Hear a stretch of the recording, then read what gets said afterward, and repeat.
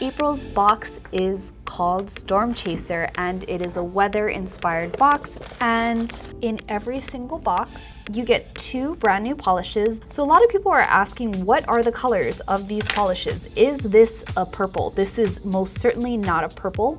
It is very much a gray.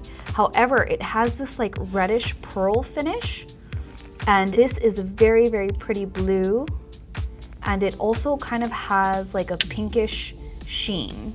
Every single month you get 2 brand new plates and a surprise gift. So those are the 3 plates that you get inside the box, and these are your 2 polishes that come with it. So some people were like, oh, that's a strange color combination, but I'm like, is it though? Because gray skies and clear blue skies. So, you know, I figured maybe that would work with the theme.